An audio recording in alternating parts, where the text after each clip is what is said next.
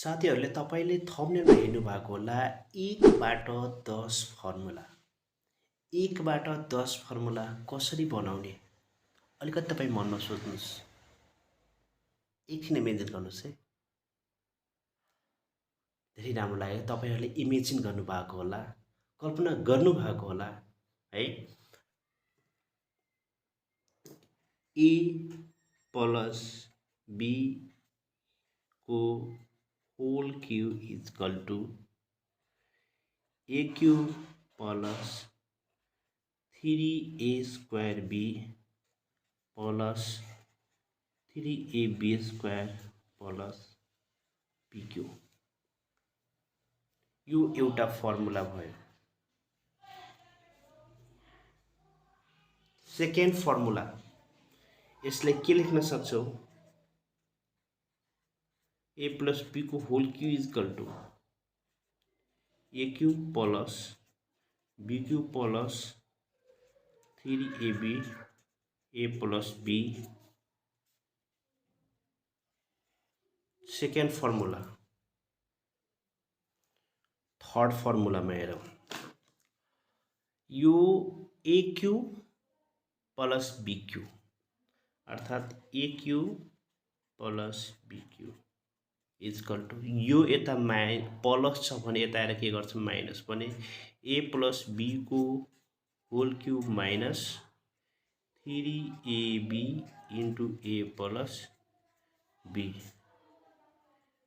Third formula भयो। यहाँसम्म clear? अब हेर्नुहोस्, यो थर्ड भयो। अब हेर्नुहोस्, 3ab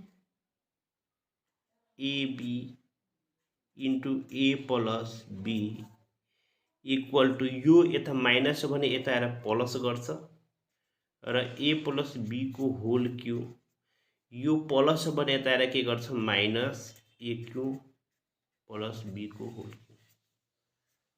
यो भयो फोर्थ फर्मुला है। अब हेर्नुहोस्, त्यस्तै अब यसलाई के गर्न सक्छौ? 3ab is equal to A plus be को whole cube minus A cube plus be cube बटे ए प्लस बी। यो के भयो भने यो 5 फर्मुला नंबर 5 भयो। यहाँसम्म क्लियर?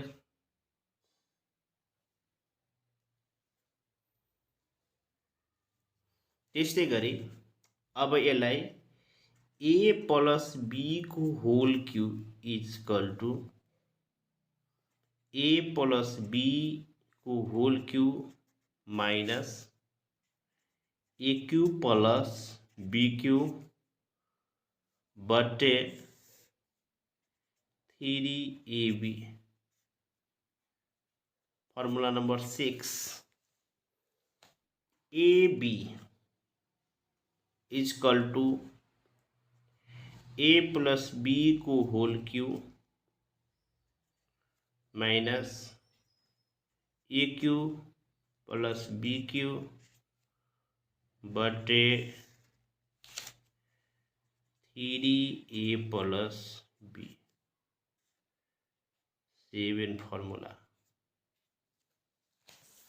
यहाँसम्म क्लियर? त्यसै गरी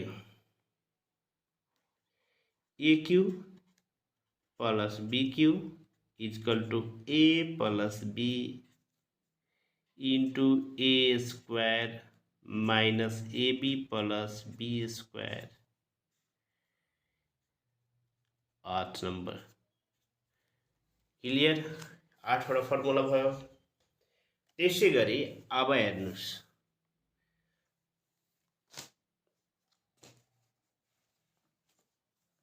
बुझ्दै जानु होला, एकदम बुझ्दै जानु होला। A square minus a b plus b square is equal to A cube plus be cube बटे ए प्लस बी यो के भयो भने फर्मुला नम्बर 9। त्यसै गरी अब अन्तिम र लास्ट 10औं फर्मुला कसरी बनाउनु भने a plus b equal to a³ plus b³ बटे के हुन्छ a square minus ab plus b square. यसरी चाहिँ हामीले एक फर्मुलाबाट 10 फर्मुला मजाले बनाउन सक्छौं। यदि तपाईहरुलाई फर्मुला बनाउन आयो भने ती फर्मुलाबाट हिसाब पनि मजाले बनाउन आउँछ। मजाले तपाईले चाहिँ समस्याहरु समाधान गर्न सक्नुहुन्छ म्याथमेटिक्सको। र साथीहरु आजको भिडियो तपाईलाई कस्तो लाग्यो प्लिज लाइक गर्नु, शेयर गर्नु र सब्स्क्राइब गर्नलाई नभुल्नु होला र साथीहरुलाई पनि शेयर गरिदिनु होला। हस्, धन्यवाद। Thanks for watching.